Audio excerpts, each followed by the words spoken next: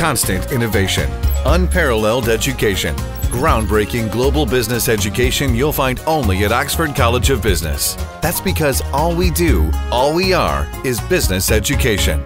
Russia placed temporary restrictions on imports of tea and all other agricultural products from Sri Lanka on the 18th of December after an insect known as the capra beetle was found in the packaging of one consignment of tea. Following Russia's announcement, President Maithripala Sirisena wrote to his Russian counterpart Vladimir Putin seeking a lift of the restrictions. Meanwhile, in a bid to create a conducive environment for negotiations to overturn the ban imposed by Russia, the Cabinet of Ministers decided on the 19th to defer the proposed ban on asbestos imports, which was due to come into effect on the 1st of January 2018 until further review. Speaking at the recent cabinet media briefing, Minister of Plantations Industries Navin Dissanayake hinted a link between Sri Lanka's decision to lift the ban on asbestos imports and ongoing efforts to have Russian restrictions lifted.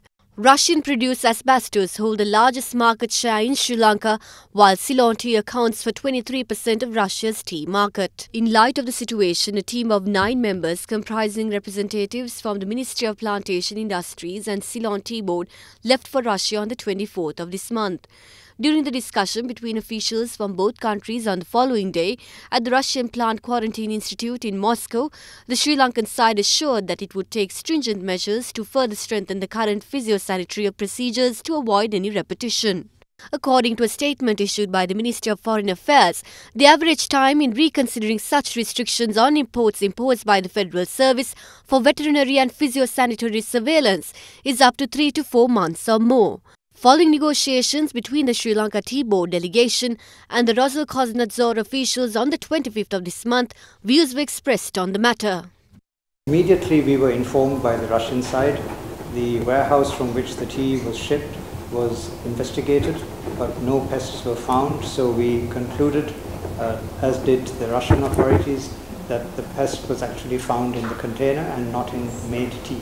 So to give additional assurance to both the government of the Russian Federation and also the consumers of Ceylon tea in Russia, we have agreed that we will in future have 100% disinfection of all containers in which tea is shipped, firstly, and secondly, that we will have a 100% inspection, phytosanitary inspection of every single consignment in the future.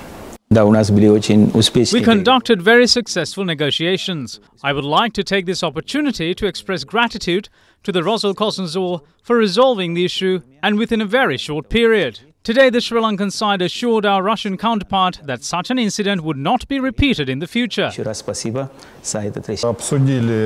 We were seeking solutions like we did when analogous restrictions were imposed to India.